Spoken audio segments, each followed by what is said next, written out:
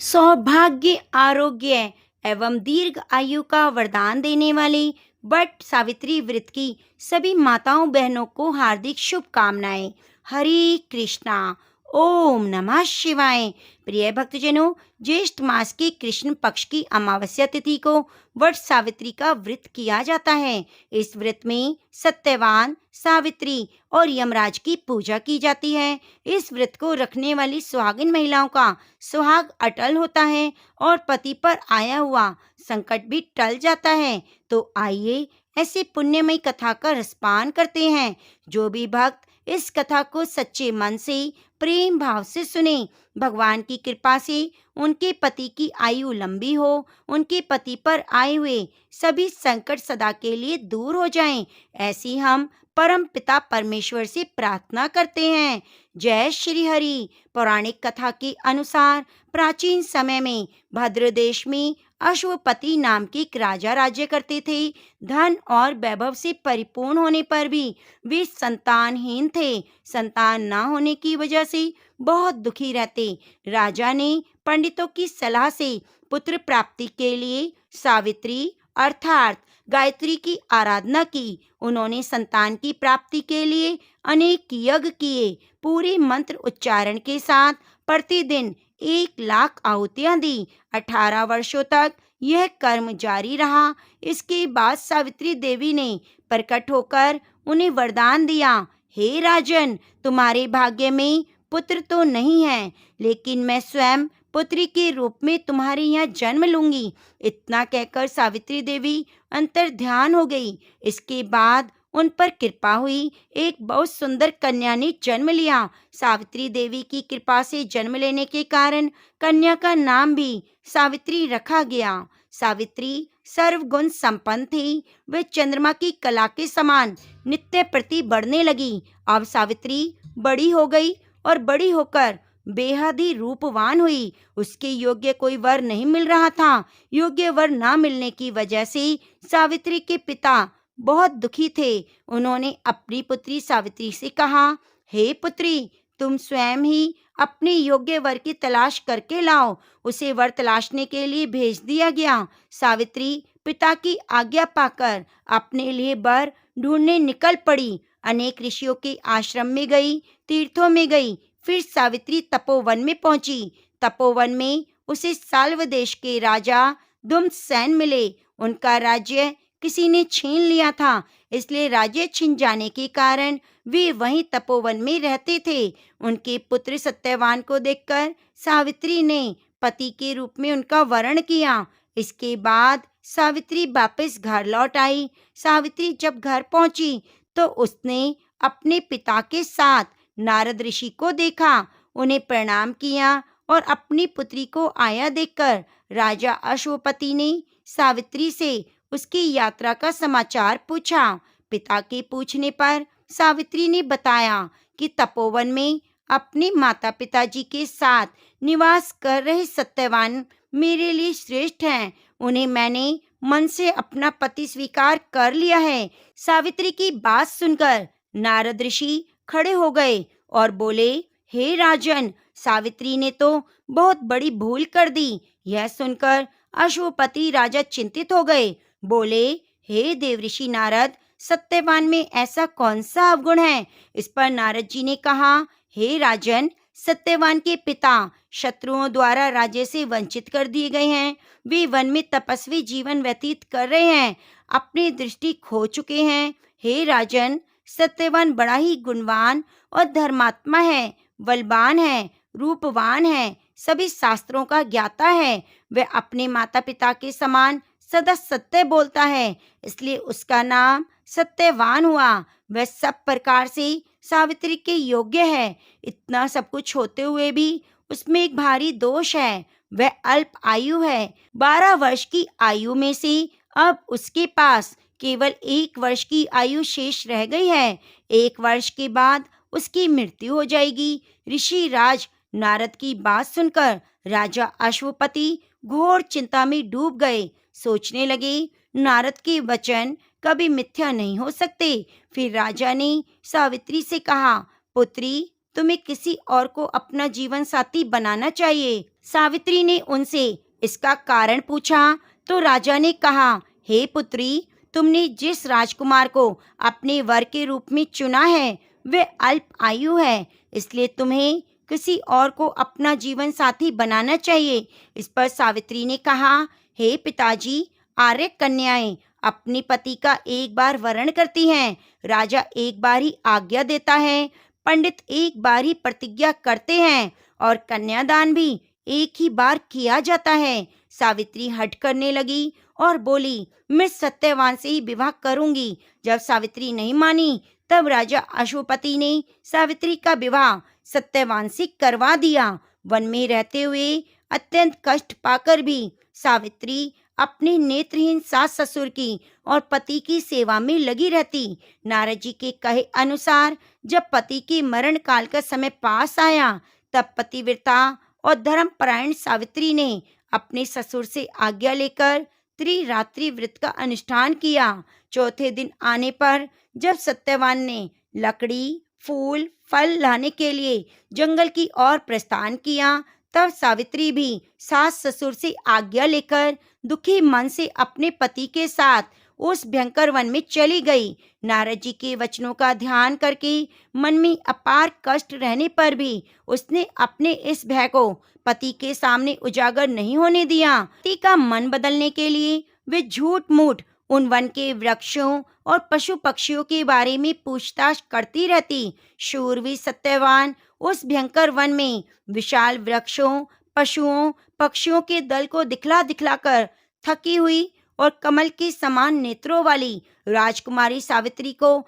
आश्वासन देते रहते। इस प्रकार से कुछ समय बीतने पर सत्यवान ने कहा, हे सावित्री, मैं फूलों को एकत्रित कर चुका हूँ, तुम भी फूलों को चुन चुकी हो, लेकिन अभी ईंधन के लिए लकड़ियां तो शेष हैं, इसलिए तुम इस बट वृक्ष की छाया में बैठकर थोड़ी देर के लिए प्रतीक्षा करो, विश्राम कर लो। सावित्री बोली, हे प्राणनाथ, जैसा आप कहेंगे मैं वैसा करूंगी, लेकिन आप मेरी आंखों के सामने से दूर मत जाइएगा, क्योंकि मैं इस घने जंगल में डर रही हूँ। सावित्री के ऐसा कहने पर सत्यवान उसके सामने ही कुछ दूरी पर लकड़ियां काटने लगा। लकड़ियां काटते हुए अचानक सत्यवान के सिर में पीड़ा हुई। पीड़ा से व्याकुल होकर वह अपनी पत्नी के पास आकर बोले, सावित्री, इस परिश्रम से तो मेरे सिर में बहुत अधिक पीड़ा हो रही है। ऐसा लग रहा है जैसे मैं गहरे अंधकार में जा रहा हूँ। इस समय मैं तुम्हारी गोद में सिर रखकर सोना चाहता हूँ। सावित्री से ऐसा कहकर सत्यवान उनकी गोद में सिर रखकर सो गए। सत्यवान के सिर को गोद में रखकर सावित्री सत्यवान का सिर सहलाने लगी। लेटने पर सत्यवान अचेत हो गया। सावित्री चुपचाप आंसू बहाती हुई ईश्वर से प्रार्थना करने लगी। जब सत्यवान अचेत हो गए, जब राजपुत्री सावित्री ने उस स्थान पर स्वयं धर्मराज जी को आते हुए देखा, जो नील कमल के समान श्याम वर्ण से सुशोभित और पीतांबर धारण किए हुए थे, उनके पीछे मृत्यु सहित काल भी था। सावित्री बोली, हे महाराज, आप कौन हैं? यमराज ने उत्तर दिया, हे सावित्री, मैं यमराज हूँ, तुम्हारे पति की प्राण हरने आया हूँ। सावित्री बोली, हे प्रभु, सांसारिक प्राणियों को लेने तो आपके दूत आते हैं, ऐसा क्या कारण है कि आज आप स्वयं आए हैं? यमराज ने उत्तर दिया, सावित्री, सत्यवान धर्मात्मा और गुणों का सागर है, मेरे दूत इन्हें ले जाने के योग्य नहीं, इसलिए मुझे स्वयं आना पड़ा। फिर धर्मराज जी ने सत्यवान के शरीर से अंगूठे के नाक वाले पुरुष को पाश में बांधकर अपने अधीन कर लिया और खींचकर बड़ी तेजी से दक्षिण दिशा की ओर प्रस्थान किया। पति को प्राण रहित देखकर सावित्री जाते हुए धर्मराज जी के पीछे चलने लगी और कांपते हुए हृदय से अपने दोनों हाथ जोड़कर बोली, माता की भक्ति से इस लोक, पिता की भक्ति से मध्यम लोक और गुरु की भक्ति से ब्रह्मलोक की प्राप्ति होती है। जो तीनों का आदर करता है उसने तो सभी धर्म का पालन कर लिया। जिसने इन तीनों का आदर नहीं किया उसके तो किए हुए सभी पुण्य कार्य भी निष्फल हो जाते हैं। पुरुष के सारे कर्म माता पिता और गुरु इन तीनों में समाप्त होते हैं। तब यमराज जी ने कहा, हे सावित्री, तुम हमसे जिस कामना को पूर्ण कराने के लिए आ रही हो उस कामना को छोड़ दो, यहीं से लौट जाओ। सचमुच संसार में माता पिता और गुरु की सेवा से बढ़कर कोई अन्य धर्म नहीं। तुम्हारा पति गुरुजनों की पूजा में निष्ठा रखने वाला है, किंतु तुम्हारा इस प्रकार मेरे पीछे आना मेरे काम में बाधा डाल रहा है, इसलिए तुम लौट जाओ। लेकिन सावित्री बोली, हे धर्मराज जी, स्त्रियों का पति ही देवता होता है, पति ही उनको शरण देने वाला होता है, इसलिए साध्वी स्त्रियों को अपने पति का अनुगमन करना चाहिए। पिता, भाई, पुत्र परिमित संपत्ति देने वाले हैं, किंतु पति अपरिमित संपत्ति का दाता है। भला ऐसे पति की कौन स्त्री पूजा नहीं करेगी। हे धर्मराज, आप मेरे पति को जहाँ लेकर जा रहे हैं मुझे भी वहीं लेकर चलिए, मैं अपने प्राण त्याग दूंगी। तब यमराज जी ने कहा, हे पतिव्रता, मैं तुम पर प्रसन्न हूँ, इसलिए सत्यवान के प्राणों को छोड़कर तुम कोई और वरदान मांग लो, देर मत करो। तब सावित्री बोली, हे धर्मज्ञ, मेरे सास ससुर जो राज्य से विहीन हो गए हैं, जिनकी आंखों की रोशनी चली गई है, ऐसे मेरे महात्मा ससुर को राज्य और आंखों की रोशनी प्रदान कीजिए। यमराज ने कहा, हे भद्रे, तुम्हारी इच्छा पूर्ण होगी। अब तुम बहुत दूर चली आई हो, तुम्हें मेरे पीछे चलने से मेरे काम में विघ्न पड़ेगा, तुम्हें भी थकावट होगी, इसलिए अब तुम वापस लौट जाओ। तब सावित्री कहने लगी, हे देवश्रेष्ठ, सत्पुरुषों के साथ समागम होने पर भला कैसी मेहनत, कैसा परिश्रम, कैसा दुख। विष, अग्नि, सर्प, शस्त्र से तो लोगों को उतना भय नहीं लगता जितना दुष्टों से हुआ करता है। जिस प्रकार सत्पुरुष अपने प्राणों को त्याग करके भी परोपकार करते हैं, दुर्जन भी अपने प्राणों का परित्याग कर दूसरों को कष्ट देने में तत्पर रहते हैं। यह जगत सत्पुरुषों द्वारा धारण किया जाता है और आप उन सत्पुरुषों में अग्रणी हैं, इसलिए हे देव, आपके पीछे चलते हुए मुझे कोई भी दुख नहीं हो रहा। यमराज जी बोले, हे विशालाक्षी, तुम्हारी इन धर्मयुक्त वचनों से मैं बहुत प्रसन्न हूँ, इसलिए सत्यवान के प्राणों के अलावा दूसरा कोई और वर मांग लो, देर मत करो, यहीं से वापस लौट जाओ। अब की बार सावित्री बोली, मैं 100 सहोदर भाइयों की अभिलाषिनी हूँ, मेरा पिता पुत्रहीन है, इसलिए पुत्र लाभ से प्रसन्न हो। यह सुनकर यमराज ने सावित्री से कहा, सावित्री, तुम जैसे आई हो वैसे ही चली जाओ, अपने पति की अंतिम क्रिया की व्यवस्था करो। अब दूसरे लोक में चला गया है, इसलिए तुम इसके पीछे नहीं चल सकती, क्योंकि तुम पतिव्रता हो, इसलिए 2 घड़ी तक और मेरे साथ चल सकती हो। हे भद्रे, सत्यवान ने गुरुजनों की सेवा करके महान पुण्य अर्जित किया है, इसलिए मैं स्वयं इसे लेने आया हूँ। हे सुंदरी, विद्वान पुरुष को माता पिता और गुरु की सेवा में सदैव तत्पर रहना चाहिए, उनका कभी भी अपमान नहीं करना चाहिए। मनुष्य के जन्म के समय माता पिता जो कष्ट सहन करते हैं, उनका ऋण सैकड़ों वर्षों में भी नहीं चुकाया जा सकता, इसलिए मनुष्य को माता पिता और गुरु की सर्वदा प्रिय कार्य करने चाहिए, क्योंकि इन तीनों के संतुष्ट होने पर सभी तपस्या संपन्न हो जाती है। हे भद्रे, तुम्हारी कही सब बातें पूर्ण होंगी, तुम्हारा काम पूर्ण होगा, अब तुम लौट जाओ। तुम्हारे इस प्रकार से मेरे पीछे आने से मेरे कार्य बाधा में विघ्न आ रहा है और तुम्हें भी कष्ट हो रहा है, इसलिए मैं तुमसे बार बार ऐसा कह रहा हूँ। सावित्री कहने लगी, हे देवश्रेष्ठ, धर्म उपार्जन के कार्य में कैसी गिलानी, कैसा कष्ट। हे देव, ज्ञानी व्यक्ति को सदैव धर्म उपार्जन करना चाहिए, क्योंकि उसका लाभ सभी लाभों से विशेष है। प्राणी को चाहिए कहीं भी जाए, पीछे अकेले धर्म ही जाता है, मित्र भाई बंधु कोई साथ नहीं देता। इस संसार में और स्वर्ग में मनुष्य जितने भी प्रकार की उत्तम वस्तुओं और भोगों को प्राप्त करता है, वह उनके पुण्य कर्मों का ही फल होता है। इसकी प्राप्ति के उपाय हैं यज्ञ, तप, दान, इंद्रिय निग्रह, क्षमाशील, ब्रह्मचार्य, सत्य तीर्थ की यात्रा, सत्संग, सेवा, गुरुजनों की सेवा, ब्राह्मणों की पूजा। इसलिए विद्वान पुरुषों को सदा धर्म आचरण करना चाहिए, क्योंकि मृत्यु इसकी प्रतीक्षा नहीं करती। इसने अपना कार्य पूरा किया है या नहीं। प्राणी संसार में सदैव मृत्यु से भयभीत रहते हैं, किंतु पुण्यवान सत्पुरुष सदैव निर्भय होकर जीते हैं। सावित्री की ऐसी बातों को सुनकर यमराज जी बोले, हे विशालाक्षी, तुम्हारी इन धर्मयुक्त बातों से मैं बहुत संतुष्ट हूँ। इसलिए अब तुम सत्यवान के प्राणों के अलावा कोई और वर मांग लो। देर मत करो, वापस लौट जाओ। सावित्री कहने लगी, हे देव, अगर आप देना चाहते हैं तो मैं सत्यवान के 100 पुत्रों की माँ बनना चाहती हूँ, क्योंकि लोक में पुत्रहीन की सदगति नहीं होती। क्योंकि यमराज जी ने देखा कि सावित्री लगातार उनके पीछे चली आ रही है, इसलिए उन्होंने एक ही क्षण में बिना देरी किए कह दिया, सावित्री, अब तुम शेष कामनाओं को छोड़कर वापस लौट जाओ। मैं यह तुम्हारी इच्छा अवश्य पूर्ण करूँगा। तब सावित्री ने कहा, धर्म और अधर्म के विधान को भली भांति जानने वाले देव, आप ही जगत के स्वामी हैं, क्योंकि आप कर्मों के अनुरूप प्रजाओं का नियमन करते हैं।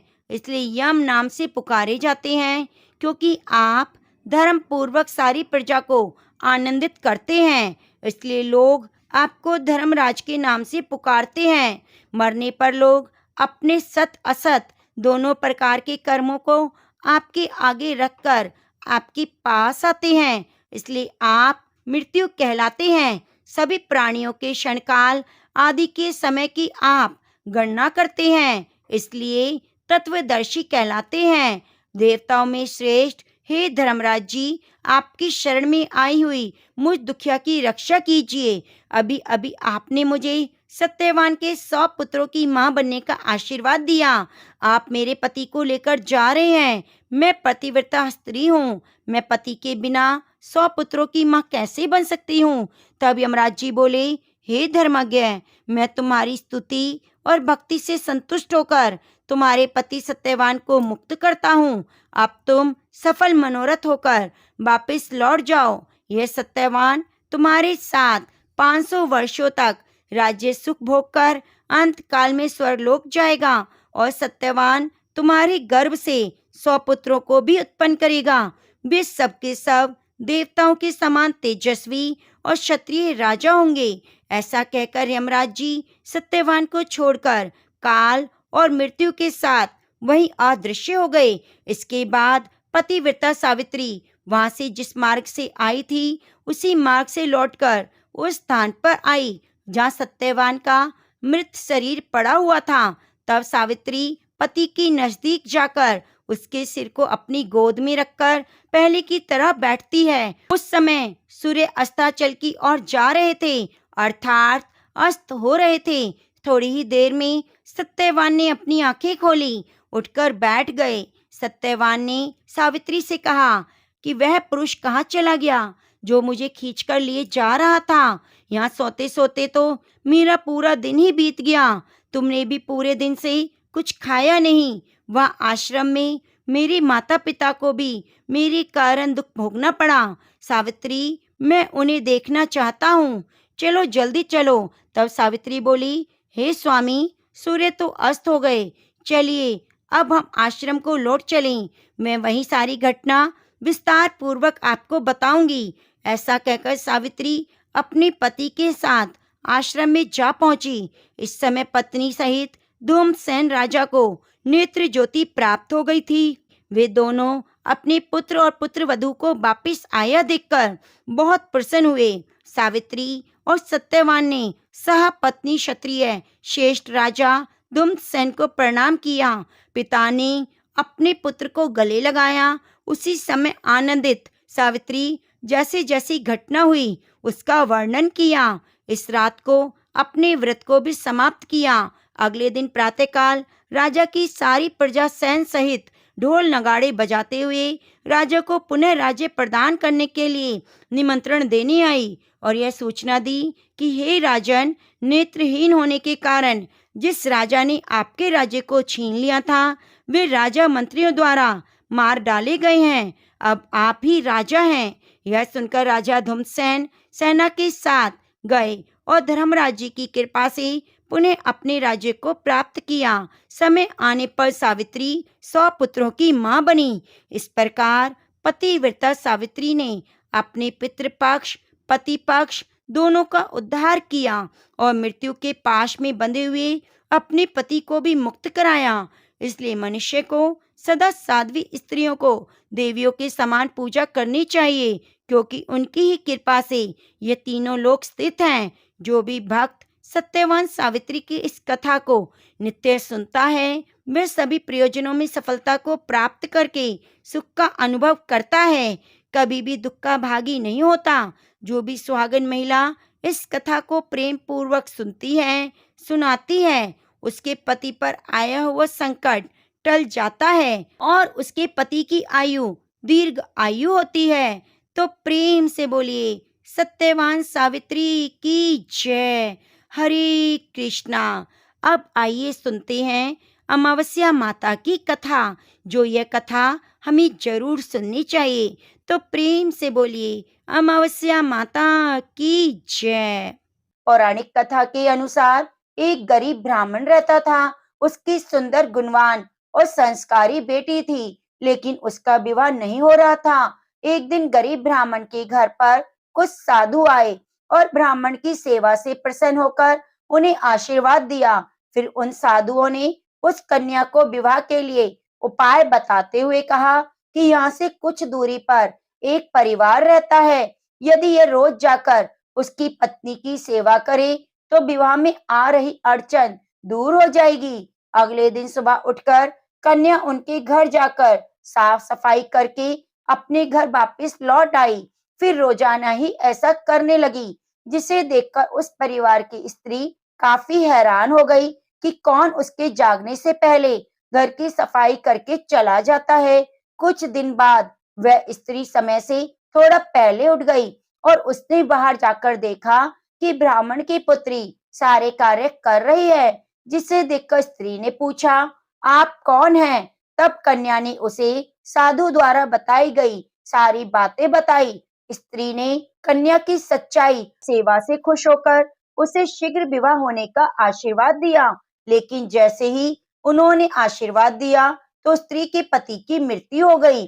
फिर भी उसने हार नहीं मानी। आंगन में लगे पीपल के पेड़ की 108 परिक्रमा करके भगवान श्री हरि विष्णु से अपने पति का जीवन लौटाने की प्रार्थना की। उस दिन अमावस्या थी। भगवान की कृपा से उसका पति फिर से जीवित हो गया। ऐसा माना जाता है कि जो भी व्यक्ति अमावस्या के दिन स्नान दान करके पीपल की परिक्रमा करता है, उसकी सभी मनोकामनाएं पूरी हो जाती हैं।